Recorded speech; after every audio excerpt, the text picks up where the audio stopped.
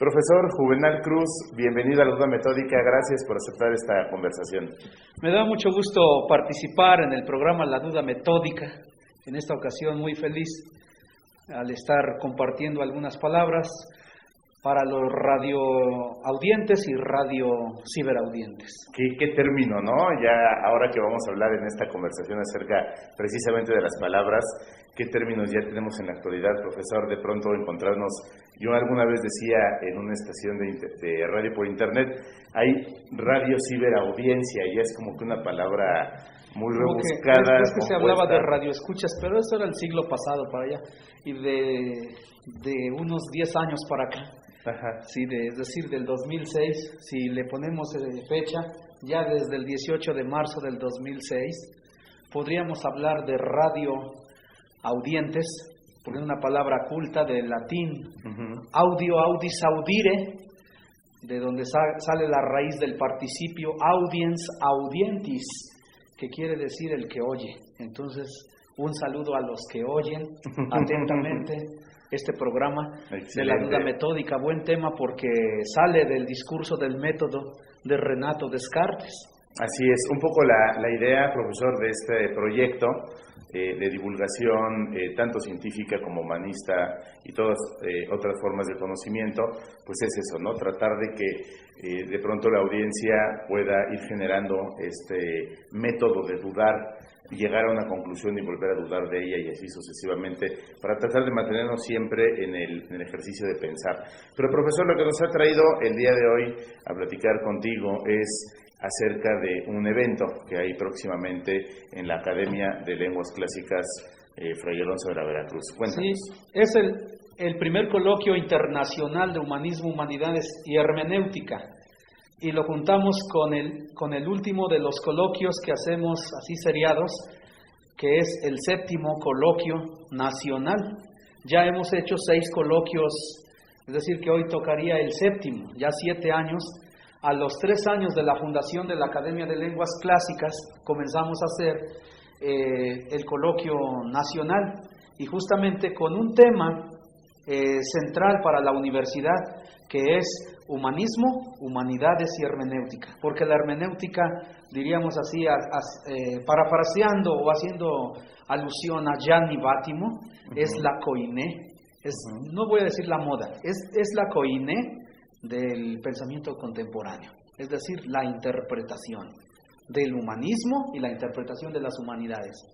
La hermenéutica, cuando nosotros pensamos en el ejercicio de interpretar, interpretamos nuestra realidad, interpretamos una realidad que nos asombra, yo creo en primer plano, y después tenemos la necesidad de explicar. Esta necesidad de explicar está íntimamente relacionada con el lenguaje, es decir, no es lo mismo cómo se explica o cómo interpreta su realidad una persona de habla hispana, una persona de habla inglesa, una persona de habla gala. Nos amplía el horizonte de la interpretación cuando la hermenéutica la vinculamos con la interdisciplinariedad. O sea, agregamos a la hermenéutica la semántica. Por ejemplo, en la semántica uno puede ver significados de palabras, pero encontramos monosemia cuando hay un solo significado.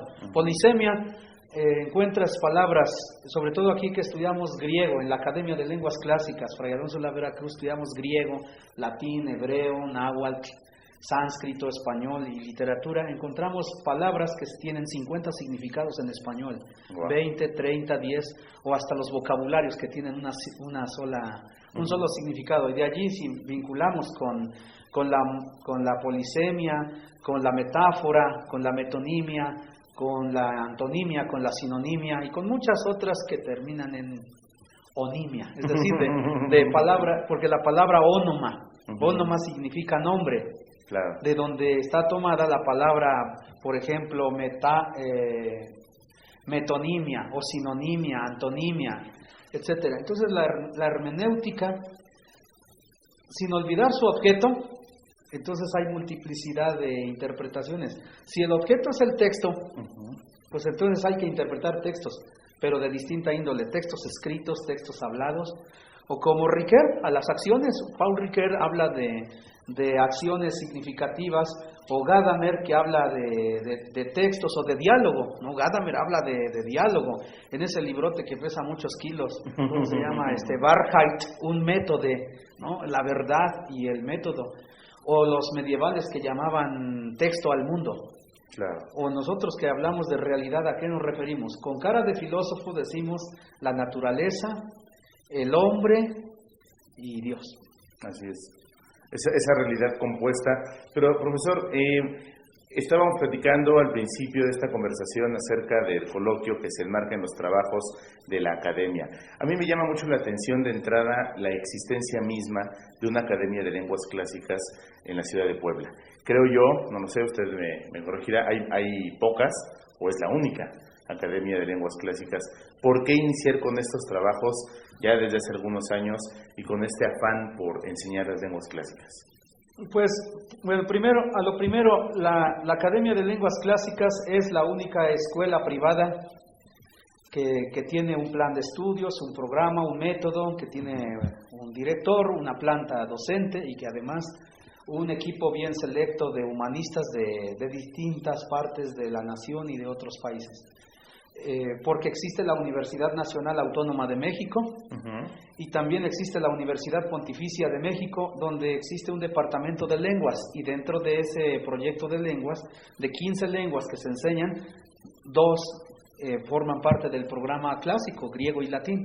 La UNAM tiene una carrera de licenciatura, maestría y doctorado en letras clásicas. En otros países se llama filología clásica. Aquí le pusimos Academia de Lenguas Clásicas, pero en español, pero como el lema está en latín, Classicarum Humanitatum Ludus Sapientiae Fons Est. Entonces ahí dice Escuela de Humanidades Clásicas. Es más amplio la palabra humanidades que la palabra lenguas, porque aquí en México la palabra lenguas está reducida a la enseñanza de un idioma con fonética y con semántica. Nada más. Y mientras que si es humanidades, metemos el campo interdisciplinario, y nosotros entendemos por humanidades como los griegos entendían géneros literarios, es decir, literatura, geografía, filosofía, poesía, comedia, tragedia, música, escultura, pintura, y también como los romanos, dándole énfasis, si los griegos exaltaban la filosofía, los romanos la poesía, los alejandrinos la filología, los medievales la teología, los renacentistas las ciencias naturales, y los humanistas, es decir, el siglo XVII y también la Nueva España, XVI, XVII y XVIII, exaltaban la filosofía y la teología. Entonces hay que estudiar griego y latín, pero en las fuentes. Es más amplio el campo. De alguna forma es una invitación a estudiar las humanidades en su conjunto a través de una lengua clásica. Pero ¿cómo surge esa idea? Hace 10 años tengo entendido que surge la academia. La academia la fundamos el 18 de marzo del 2006 a las 10 de la mañana. Con un discurso de inauguración sobre Fray Alonso de la Veracruz a cargo del doctor Mauricio Beuchot Puente, quien es uno de los cofundadores desde el punto de vista académico. Sí, ya unos días, un mes antes ya habíamos planeado la fundación, un jueves 17 de noviembre y un 24, mismo jueves, 24 de noviembre del año 2005. Pero la idea yo ya la traía desde 10 años antes, o sea que la escuela realmente lleva 20 años. Es decir, los 10 años que anduve haciendo como conciencia de lo que es griego y latín, primero así como una especie de testigo de Jehová, tocando de casa en casa, nada más que la casa se llamaba BUAP, se llamaba Ibero, Américas, Casa de la Cultura y Seminario. ¿La idea era dar los cursos ahí? Sí, esa es la idea, pero como toqué puertas y no me abrieron las puertas, entonces dije, pues mejor vamos a hacer una escuela. Perfecto. Y entonces, si la gente no te quiere oír, nosotros vamos a hacer que la gente oiga, haciendo conciencia. ¿Cómo? Y entonces al menos había mucha apertura. La Facultad de Filosofía, por ejemplo, de la Autónoma de Puebla, me daba permiso pasar a las aulas. Mira, los maestros, El maestro Antonio Robledo es uno de los que me animaron a entrar a los medios. Me dice, oye, y si en lugar de que andes con un folleto anunciando tus cursos, gritando así como los tamales, ¿no? Como los tamales, ¿no? O como los candidatos que no tienen presupuesto, andan anunciando con una bocina, mientras otros en televisión y radio. Ajá. Me dice el maestro Antonio Robledo, ¿por qué no vamos a la radio? Le digo, ¿dónde está la radio? Pues ahorita vámonos para el programa. Digo, pues vámonos. ¿Cómo se llama el programa? Se llama Sin Corbata. Lo dirigía mi gran amigo Alejandro Rivera Domínguez, el vulcanólogo. Claro. Y llegué ahí al programa y ahí nos conocimos. ¿Y quién es? Pues es un amigo que acabo de conocer, que acabo de presentar al programa. Y yo era el único que llegaba con corbata. Porque entonces, pues eso fue hace como unos 15 años. Ajá. Yo estaba más joven, más delgado, entonces, o menos gordo, ¿no? Entonces la corbata sí me cabía, ¿no? Y dijo así Alejandro, en un programa que se titula Sin Corbata, llega una persona con corbata. ¿De qué va a hablar? De griego y de latín. Me dijo, ¿nos puedes decir alguna palabra en griego? Dije, ¿hay algún fragmento en griego? Inmediatamente yo recuerdo que se comunicó Eduardo Merlo, porque entonces nada más él hablaba de palabras sueltas en griego, en latín, pero no así expresiones completas. Cuando decíamos pantes, anthropoi, oregontai, fisei e idenai, o textos así de San Agustín en latín, si sapientia deus es, verus philosophus es, amator Dei. Y estoy hablando de hace 15 años. Había una leyenda en Puebla que solamente unos 2 o 3 sabían latín. Cuando yo sabía que por lo menos unos 200 sabían, así que yo conozco, saben latín y griego, pero no tenían la oportunidad de tener un micrófono al frente. Exactamente, demostrar de alguna forma. Sí, pero sí hay mucha gente en Puebla. Puebla es uno de los estados más importantes en la cultura grecolatina a nivel nacional y también a nivel mundial, pero hay gente oculta allí en la ciencia, porque primero existe una de las instituciones más antiguas todavía vigente, el Seminario Palafoxiano, que lleva 375 años de fundado y siguen dando clases profesores que saben griego y latín. Estuvo la universidad, la UCA, que lleva las mismas iniciales que la UCA de Argentina, Universidad Católica de Argentina. Esta es Universidad Católica Angelopolitana, que solamente duró 20 años, de 1900 a 1920, y es la universidad que en 20 años logró tener un éxito mundial y dando en alto a Puebla. Maestro, ¿usted considera que la enseñanza del griego y el latín está vinculada estrechamente con la religiosidad? Es decir, por lo que me estoy escuchando, se enseñaba en el seminario en una universidad católica, o se enseña en el seminario más bien en una universidad católica, en otras universidades católicas del mundo. ¿Hay una relación? Pero más bien yo creo que porque hoy las lenguas clásicas andan en decadencia tanto en la gente religiosa como en la gente laica, o sea que estamos empatados, ¿no? Okay. No le importa ni al laico ni al religioso, pero en un tiempo la Iglesia Católica, vamos a poner del año 200 después de Cristo hasta 1950, la Iglesia Católica fue muy inteligente porque asimiló la cultura greco-romana. Se dio cuenta que el griego y el latín son las materias de tronco común de la universidad, o sea, del estudio. Sí. Y entonces la Iglesia fue muy lista en el sentido que asimiló a través de la teología, de la filosofía y del trivium y el quadrivium, que era el plan de estudios, es decir, estas 7 disciplinas que son gramática, dialéctica, retórica, música, aritmética, astronomía y geometría, y después la filosofía y después la teología. Entonces, por eso, grandes científicos en la Iglesia. Pero vino la decadencia, yo creo, desde 1950 mundialmente, y de 1950 también bajó en la Iglesia, porque en 1963, ¿te acuerdas, Eduardo, que viene el Concilio del Vaticano II, quita el griego y el latín como la lengua oficial para la predicación o para la celebración eucarística, y baja el nivel no solamente en los feligreses, sino también en el aula, porque si las clases eran en latín, aquí en México, también en todo el mundo, Entonces, al ya no existir el latín, ya no hay muchas habilidades para pensar, porque el latín es como estudiar matemáticas, pero con palabras. Es decir, de alguna forma el latín nos ayuda a pensar. Y a través del latín tú puedes leer historia, geografía, filosofía, metafísica, química, física, matemática, astronomía, e incluso hasta cosas de costumbres, ¿no? Tú encuentras inscripciones desde religiosas hasta inscripciones tenebrosas o inscripciones de desvianismo de la sexualidad, ¿sí? Yo he visto investigadores que les interesa, por ejemplo, hay más de 2,000 inscripciones que están circulando en las redes sociales de homosexualidad. Por ejemplo, tú ves inscripciones de la época imperial, donde dice la inscripción, Ecce felicitas tibi, he aquí tu felicidad. Y entonces arriba de la inscripción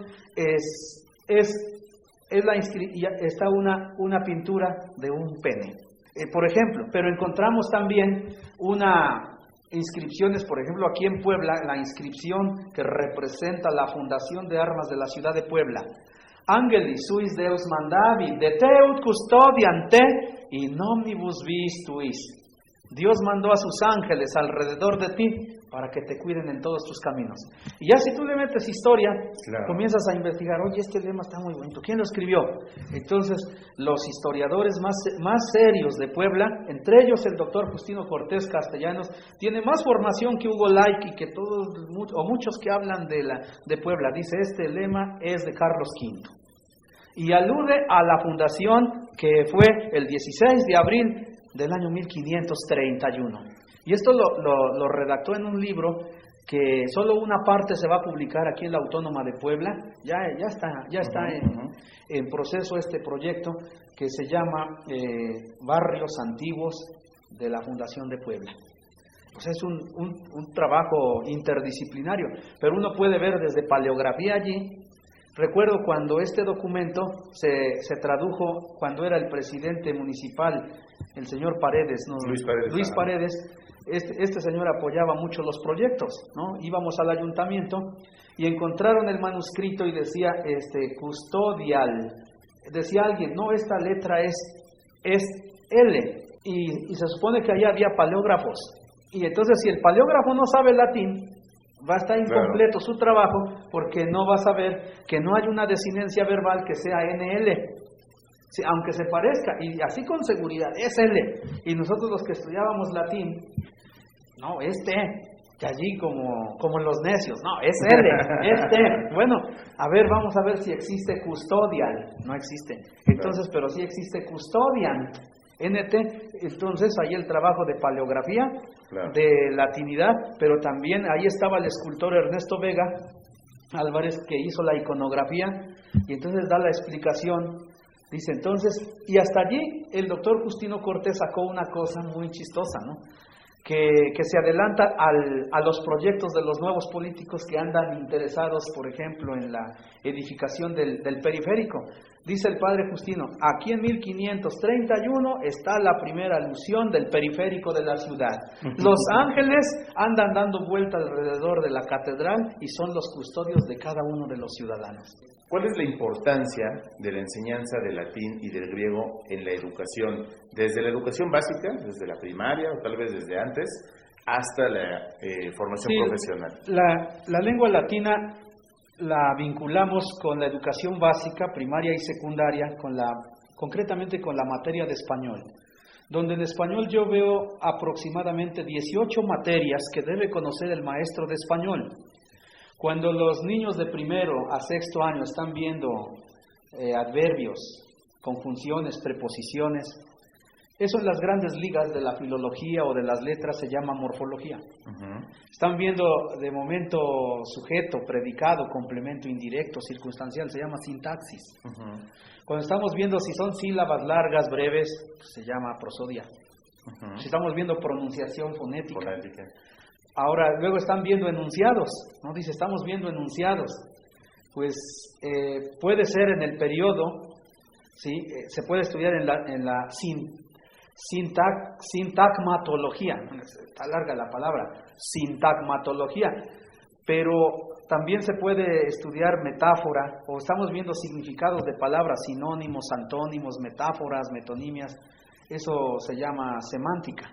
O también, si agarramos en un texto y tenemos una palabra que no sabemos si se refiere a 2 o 3 significados, entonces acudimos a la pragmática. La pragmática ya se usa en semántica, en semiótica, en hermenéutica, en lingüística, en filosofía. O también usamos la lógica, también a la hora de ir estudiando español, vamos viendo lógica. O luego no sabemos cómo llamarle. Mira, en la primaria le llamamos oración, ¿no? No, enunciado, ni siquiera oración. Enunciado. Sí. Ya oración tal vez en lingüística y literatura hispánica.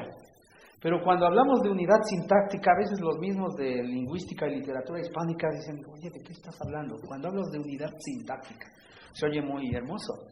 Y también, en lugar de hablar de funciones gramaticales como el funcionalismo o estructuras gramaticales como el estructuralismo, hablamos de sintagmas.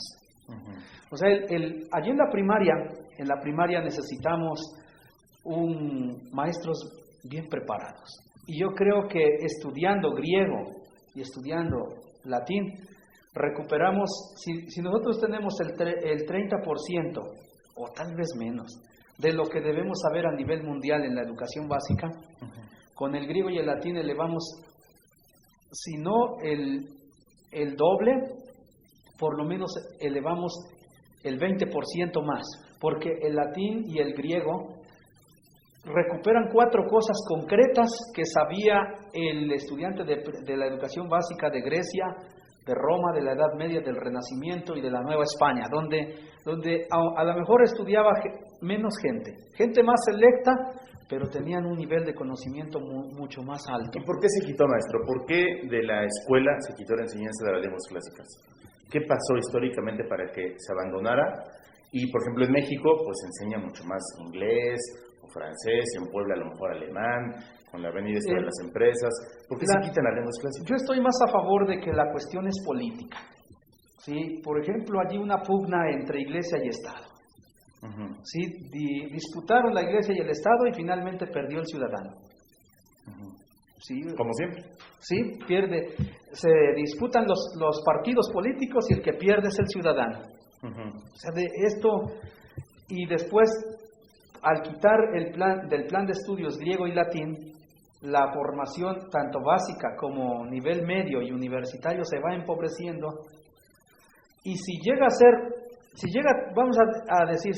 el jefe, vamos a decir el diputado, el gobernador, el presidente, el párroco, el arzobispo, una persona que no tiene estudios de esto, no va a tener visión, claro, sí. No va a tener visión, tal vez visiones, pero visión no, una visión sinóptica de la cultura. Pero imagínate, vamos a soñar como un mundo feliz de Huxley, ¿no? Un libro de estos.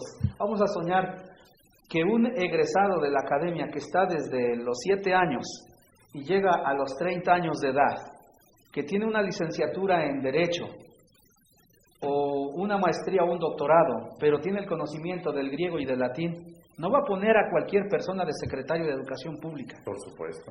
¿Sí? Yo mismo a veces de broma, ¿no? En un programa de radio, dije por las quejas que decía una madre de familia de sus hijos. Estábamos en un programa de radio, 4 personas, y se quejaba de muchas cosas de la educación básica. Y yo dije, cuando sea secretario de Educación Pública, voy a poner a todos los maestros a estudiar estas 4 cosas que requiere saber el maestro. El conocimiento de la gramática, porque da la facilidad y la claridad de la lengua.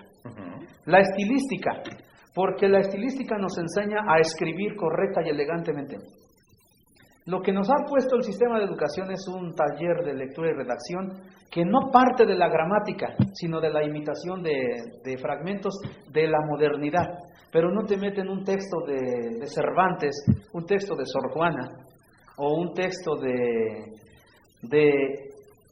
Octavio Paz, ya aunque sea, ¿no? O de Carlos Fuentes, sino a veces son poesías mal hechas que que luego no llenan, eso de rellenar no llenan, no cumplen el requisito de una poesía. No hay ni métrica, no hay nada, ¿no? Y que termina siendo un corrido, Uh-huh. ¿no? Y dicen que era una poesía. A mí luego me dicen, a ti no te gusta mi poesía porque es erótica. Y como tú eres un poco religioso, yo digo, no me atrae tu poesía porque no tiene una dicción elegante. Claro. No va a pasar a la inmortalidad. Tu poesía nada más la va a leer tu novia y tus amigos.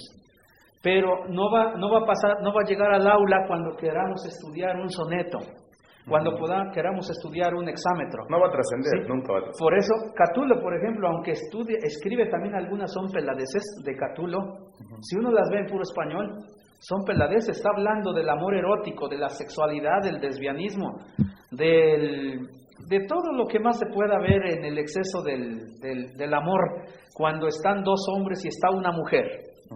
Y en ese hermoso fragmento de Catulo, donde dice, queridísimo Fabulo, si los dioses te favorecen, comerás espléndidamente en mi casa dentro de unos días, solo si traes vino, sal y todo lo que sea para carcajear.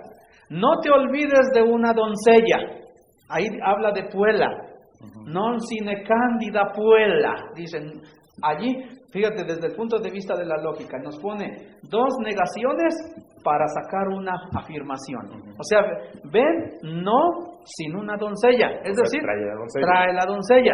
Y ahí Puela debe tener 16 años. Eso es novia. Que dicen, te presento a mi novia, y ya tiene 40. No, la palabra novia viene de novus, nova novum, que quiere decir novia, joven. No, entonces la novia debe ser joven, y esa era la doncella.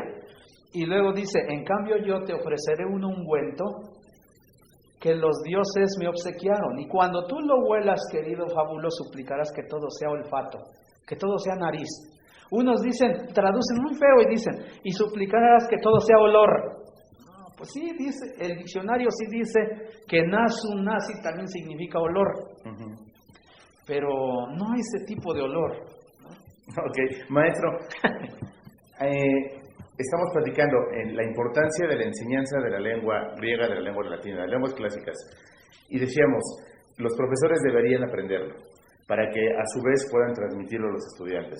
Pero también podemos hacer una diagnosis de la realidad de los jóvenes y vemos que su propia lengua, el español, no la saben manejar. Se está perdiendo el correcto uso del español. ¿Hay alguna relación con haber sacado de los planes de estudio la enseñanza de las lenguas clásicas? Pues yo creo, mira, la clave está en formar a los niños. Yo veo así que ya los adultos somos así como un caso ya casi perdido. Mira, ya somos un caso casi perdido. Hay que ir sobre las nuevas generaciones. Hay que ir sobre los niños. Esta insistencia en los niños la han recomendado los grandes sabios. Por ejemplo, pensamos en Jesús de Nazaret, como dice, dejen que los niños se acerquen a mí. No se los impidan. Y los niños aprenden bien. Luego viene gente adulta de 60 años. Vengo a estudiar griego y latín para enseñarle a mis nietos. Digo, no, mire señora, con todo el respeto, mejor mande a sus nietos. Yo tengo un seminario los viernes que se llama Seminario de Etimologías Grecolatinas del Español para Niños. Son hasta ahora 11 niños. Y yo les enseño un pensamiento, les digo, ahí les va este pensamiento. Quis amat valeat, pereat quinesci damare, vis tanto pereat, quis amare vetat. Lo escribimos, primero lo oyen, lo escribimos. Ahí acudo al recurso antiquísimo de la enseñanza, la memoria. Pero no me quedo en la memoria, vamos a escribir. Allí está otro aspecto que se llama la caligrafía o la escritura también, que se ha perdido de la educación básica. Sí. Si el maestro tiene escritura así despectivamente de doctor, dicen despectivamente, porque un médico también de la época clásica tenía excelente escritura. Maestro, pero hay escuelas donde les piden medios ya electrónicos para tomar la clase a los niños. O sea, el niño ya no va con sus libretas. Empobrece incluso la habilidad de pensar, porque al escribir, al estar escribiendo, dicen los niños... Llegan nada más a digitar en la computadora. Sí, ya no se puede. Pero después a escribir, después a analizar, a relacionar, porque dicen, oiga maestro, ¿por qué entonces el verbo está al final? O a veces al principio. a veces en medio, o el sujeto a veces al final, como una ocasión escuché en la micro, ¿no? en el sistema público de transporte. Iba la maestra de inglés con sus alumnos, oiga, Miss, que está de moda decir Miss. También otro problema, ¿no? Los Sí. anglicismos. Sí, luego se ponen nerviosos los alumnos que a veces hasta nosotros nos dicen, oiga, Miss, ¿a poco te parezco a una Miss? No, pues, yo me veo más varonil, ¿no? Entonces le preguntaban, oiga, Miss, ¿por qué las palabras en inglés, unas van al final, unas van en medio y unas van al principio? Y la respuesta de la Miss, de la maestra de inglés y de la universidad, de la carrera de lenguas, dice, es que el inglés así es. Nada más la cosa, chicos, nada más está en llevar la cabeza adelante, en medio y atrás.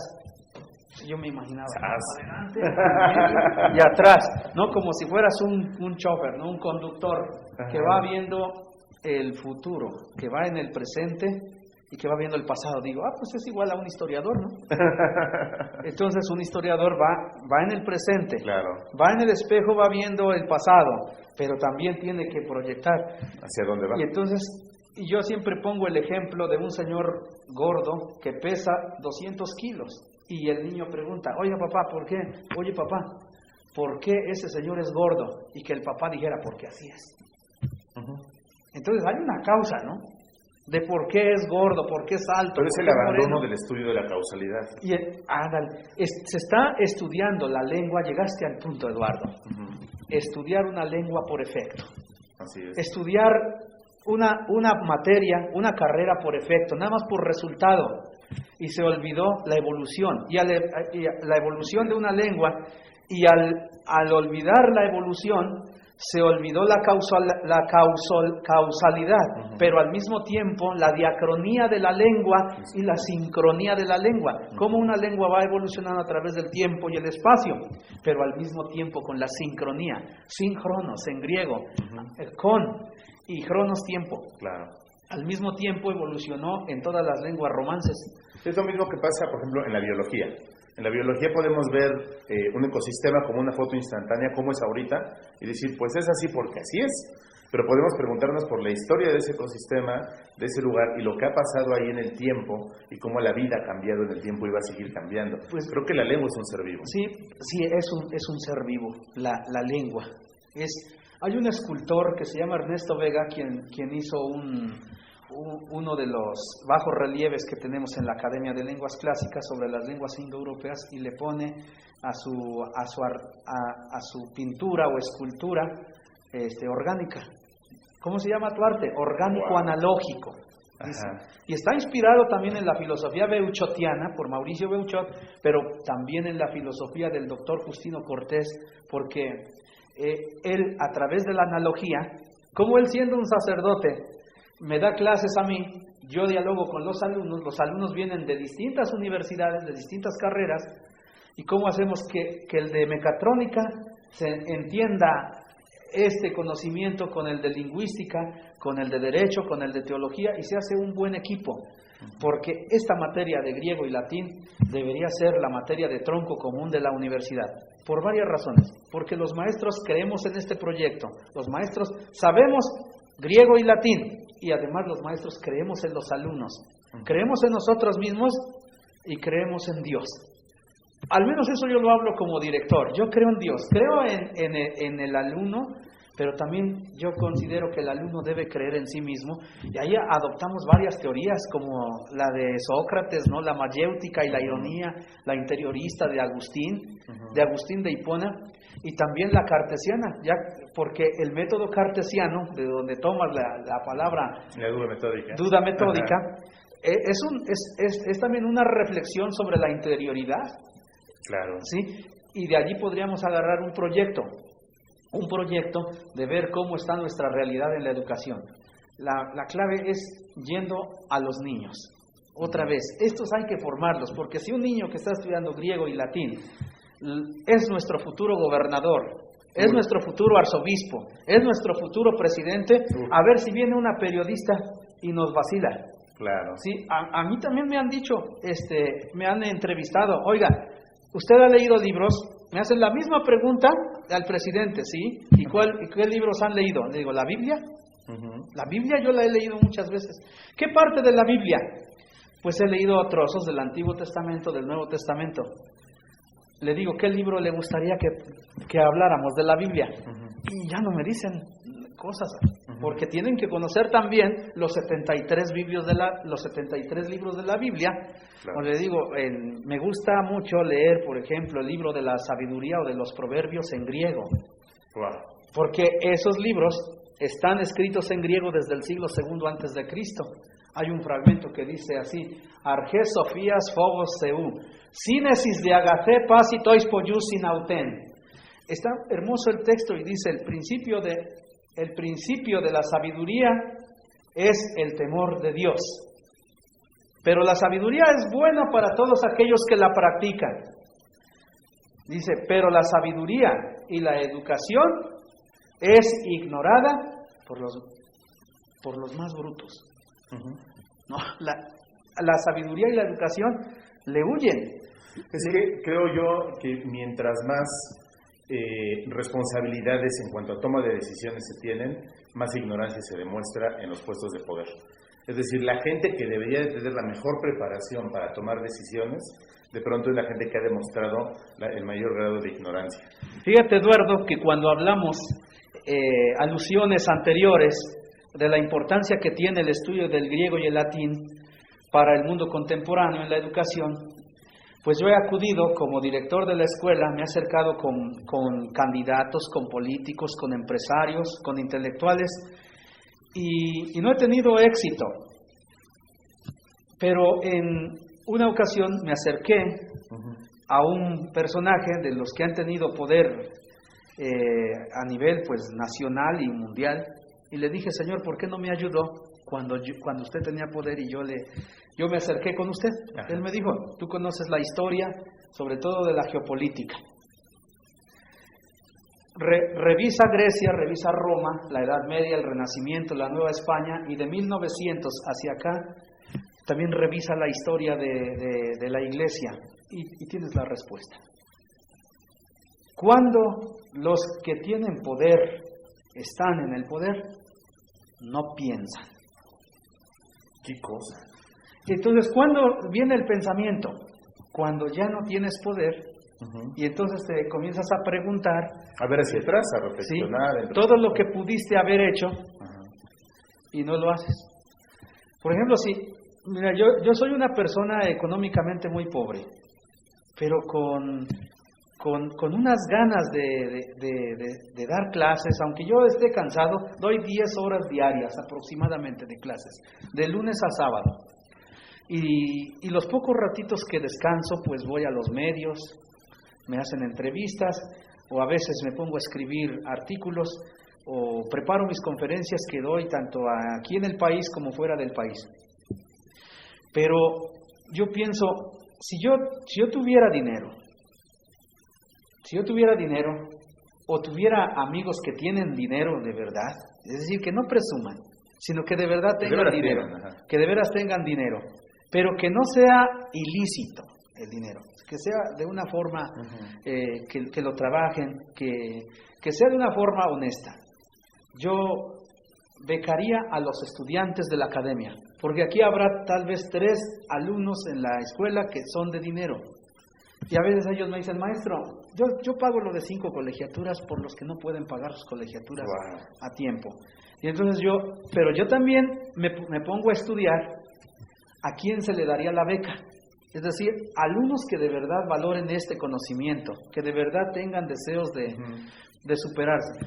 Aquí encuentro estudiantes, o en la academia encuentro estudiantes que me dicen que el curso está anunciado por 12 horas, pero que faltaron de cada clase 10 minutos. Entonces dice, maestro, nos debe 2 horas. Y digo, ya, haz así, con esto mismo que me acabas de decir, ve a tu primaria y dile al director que te faltan 4 horas. O 4 días, ¿no? Regresa a la facultad de filosofía o de derecho y di que te faltaron 30 horas de esta semana. a ver qué sientes. Digo, qué bueno, mira, hay dos formas. ¿Quieres que te demos una asesoría o de tu economía quieres que te devolvamos el dinero? Y terminé diciéndole a aquel alumno, mira, tú pagaste 500 pesos por mes. Mira, si quieres no pagues, pero te recomiendo una cosa, ponte a estudiar.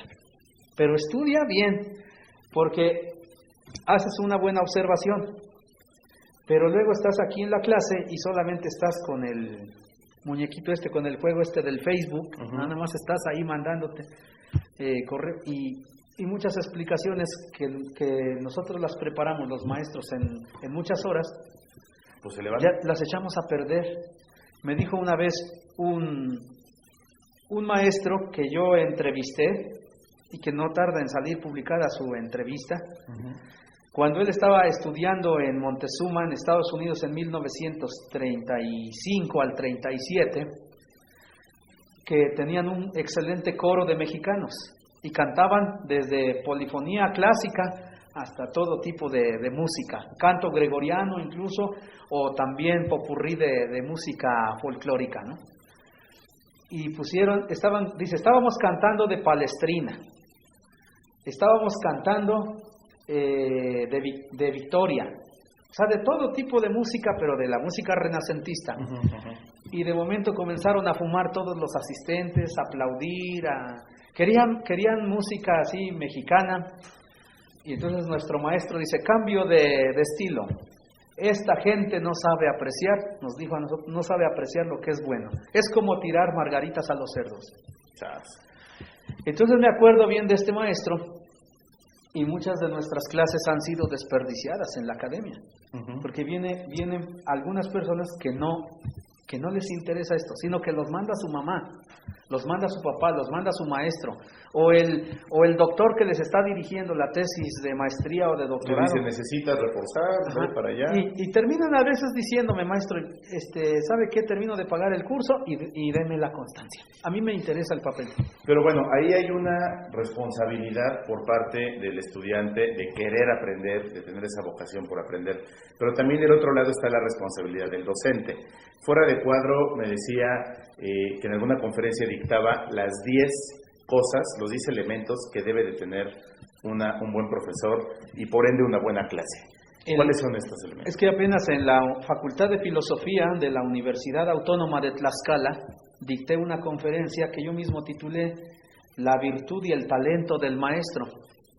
Y es una reflexión, una conferencia que la vine redactando por partes, todavía no la acabo, pero ya dicté gran parte de la conferencia, como unos 10 años tardé redactando esa conferencia, como unas 20 cuartillas, a través de los casos gramaticales de la lengua indoeuropea y de las lenguas clásicas, con el nominativo, cuando el maestro les habla por su nombre a los alumnos, hay más cercanía.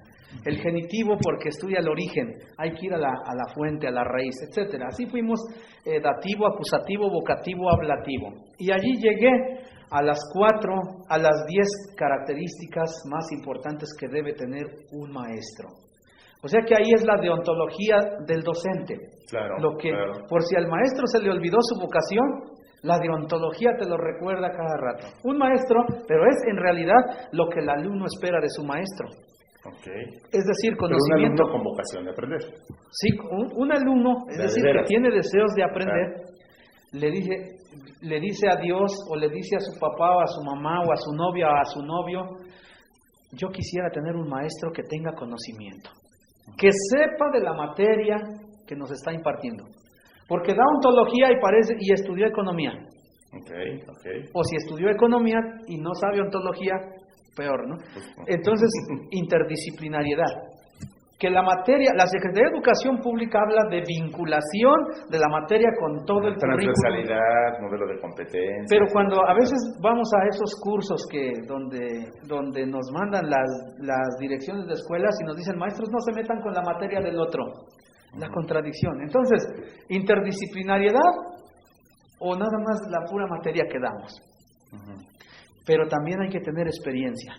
La experiencia, un buen maestro, me dijo un maestro mío, el doctor Guillermo Hernández, se hacen 5 años. Pero unos necesitan 10, Otros necesitan 15, 20, unos ya se jubilaron y no aprendieron a ser maestro. Es decir, no conectaron conocimiento, interdisciplinariedad y luego ¿cómo dije? La última característica, la experiencia. Hasta la experiencia hace al maestro. El diablo sabe más por viejo que por diablo. Sí, yo lo he dicho así, que el diablo sí sabe latín, porque ha estado en todos los periodos de la literatura latina, ¿no? Pero también el valor. Para pararse en la cátedra hay que ser valiente. Sí, y entonces esa es una característica que yo aprendí yo creo que desde mi mamá, que fue catequista 50 años, que sin conocimientos mi mamá se paraba enfrente, les hablaba a los párrocos, al candidato, le decía al candidato del pueblo, de donde yo soy, de Tlachichuca, ya de 1976, señor presidente, señor candidato a presidente, nos hace falta aquí en la iglesia gises. Nada más pedía gises, borradores y un pizarrón, aunque sea de cemento. Y el candidato, señora, va a tener su pizarrón. Y aquel presidente es de los pocos que yo oí que cumplió al menos en eso. Le fue a poner su pizarrón, sus gises, ¿no? de esa época. Y además dice, vamos a poner cosas para la escuela, vamos a poner cosas para la juventud. Entonces, cancha para básquetbol, voleibol, fútbol, béisbol. Entonces, el valor yo lo aprendí desde allá con mi mamá, con mi papá, que me dice, órale, móntate al caballo. O cuando vamos al campo, vamos a meter estas 2 sémilas que son flojitas y vamos a meterlas en medio de 2 grandes. Y así tienen que jalar. Entonces yo meto uno de economía con uno de mecatrónica, con uno de lingüística o de filosofía. Y tienen que jalar, ¿no? Como aquellas mulitas, ¿no? Que les costaba trabajo, pero los metemos con 2 fuertes y ya jalan. Pero también una de las características que espera el alumno del maestro es que tenga vocación, que tenga talento, que tenga virtud y sobre todo que tenga amor. Y si tiene amor, le da sentido a todo esto. 3 cosas sintetizamos de estas características del docente, y lo dije allá en Tlaxcala este 14 de junio en la Facultad de Filosofía: conocimiento, vocación y amor. Paulo Freire decía en su libro Cartas a quien pretende enseñar, decía, la educación es un acto de amor. Porque cuando nosotros formamos a un estudiante, estamos dándole todas aquellas herramientas intelectuales que va a necesitar durante su vida. Y estamos formando a otro posible profesor, a otro posible maestro. Entonces la educación es una transmisión de la cultura generación tras generación. Y si tenemos actualmente una generación de profesores que no tienen amor por la enseñanza, eso van a transmitir. Y vamos a tener después más generaciones iguales. Esas generaciones de 1950 hacia acá, que adoptaron una teoría de la liberación interdisciplinaria, recuperaron el amor del Evangelio. Paulo Freire, por un lado. Mi maestro de latín, y a quien yo le sigo mucho en teoría, el doctor Adolfo Pinto León, fue alumno de Paulo Freire. Fue desterrado de Roma en un primer momento. El padre Adolfo Pinto León ha sido uno de los políglotas más importantes de México. Sabía 22 idiomas, ¿no? El doctor. Y llegó a Brasil de su destierro, ni siquiera llegó a su país, él es de Tuxtla Gutiérrez, ya murió, pero llegó allí con un grupo que eran alumnos de Paulo Freire, y allí dice, aprendí, dice, el amor, y aprendí el sufrimiento. Y si esto lo metemos otra vez a la educación, vamos viendo cómo incluso algunos teólogos de la liberación, o algunos filósofos de la liberación también, o teólogos de la liberación, van metiendo estas características, el amor, el sufrimiento, al docente, y es cuando yo creo que valoramos más la educación. Yo les digo a los maestros, en un seminario de filosofía que doy los sábados para la formación de maestros, si yo te entrego 3 alumnos, maestro, tú me entregas 3. Nada de que el 50% o el 80%, no. Si yo te entrego 3, tú me entregas 3. Si yo te entrego un alumno, me entregas un alumno. Y si tú me entregas 3 y logras con tu testimonio, con tu talento, con tu vocación, con tu conocimiento, hacer que estos 3 traigan a la escuela otros 3, entonces el conocimiento se va transmitiendo así de persona a persona, de generación a generación. Y hemos logrado que la Academia de Lenguas Clásicas sea reconocida no solamente a nivel estatal, sino nos conoce gente a nivel nacional, a través de la Asociación Mexicana de Estudios Clásicos, a través de la Asociación Interamericana de Estudios Clásicos, con la sede en Canadá, o la Asociación Internacional de Estudios Clásicos. Ya la Academia de Lenguas Clásicas, reconocida por un lado por la enseñanza de las lenguas y por otro lado por el coloquio donde tenemos aproximadamente 40 intelectuales de varias profesiones, donde trabajamos sobre el humanismo, pero sirviendo más al pueblo, a la comunidad, más que a nosotros mismos. Profesor, y ahora que estamos retomando el tema de la Academia de Lenguas Clásicas Fray Alonso de la Veracruz, pues me gustaría también retomar el tema del coloquio que está por comenzar el próximo viernes. Este coloquio en el cual en 2 días vamos a tener a un número importante de profesores que van a compartir con los estudiantes.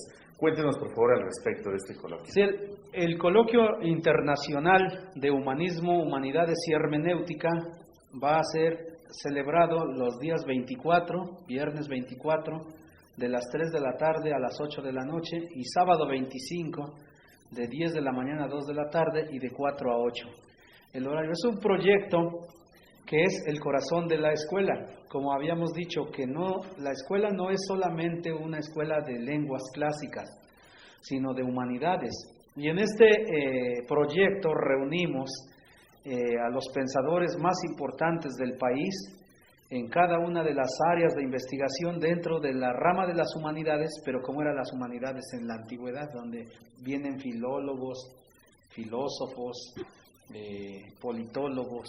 Algunos de los invitados que estarán en el coloquio, maestro, que nos recuerde. Mauricio Beuchot Puente, por ejemplo, él va a dar una de las conferencias magistrales, que es de la Universidad Nacional Autónoma de México. El doctor Julio Quesada, que es uno de los especialistas en Martin Heidegger y de los más polémicos que hay, porque va a tratar la parte tenebrosa de Martin Heidegger, el nazismo, el racismo, un tema, como dicen algunos de la prensa, que dice lo que los otros callan. Maravilloso, ¿no?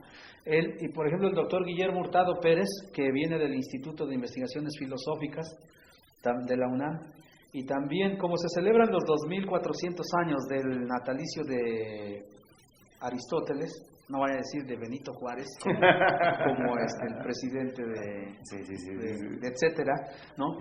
Entonces, Aristóteles, invitamos al estudioso de Aristóteles más importante en México, al doctor Jesús Araiza Martínez, que viene del CIDEM, de la ciudad de Cuernavaca. Él va a dictar, precisamente así se llama su conferencia magistral, Aristóteles a 2400 años de su nacimiento. Son las 4 ponencias magistrales, y en torno a esto vienen 6 mesas, donde cada mesa está constituida por 3, son 18, van a ser 19 ponentes, porque en una mesa hay 4, y ahí dedicamos 2 horas en ese proyecto de esos 4. Entonces las mesas están distribuidas, ¿sí?, de acuerdo a la especialidad de cada uno. Todos los ponentes saben de mínimo 3 idiomas, y máximo el que llega a saber más 15 lenguas de su conocimiento, pero todos tienen un tema, son historiadores, filósofos. Por ejemplo, Sergio Pérez Cortés, el doctor que es especialista en Marx, en Hegel, en Foucault. Por ejemplo, hay otro Quesada, que se llama Javier Quesada del Río. Él es biblista, es un teólogo. Él tradujo del copto al español el libro el Evangelio de Judas Iscariote. Entonces él va a hablar de la Biblia griega, va a hablar concretamente del libro de los Proverbios. Entonces, así como él, viene Francisco López, también de Guanajuato, viene gente muy importante en todo el conocimiento. Yo creo que quien entre o quien participe en este coloquio internacional, con una conferencia que escuche, suficiente. Y este coloquio pueden ser invitados desde gente que no sepa leer y escribir hasta gente con doctorados, claro. Porque o tesistas. Hay gente muy preparada que no solamente va a poder dialogar, oírlos en el aula magna, donde va a ser el evento, aquí en el aula magna de la Academia de Lenguas Clásicas Fray Alonso de la Veracruz, que lleva el nombre del doctor Mauricio Beuchot.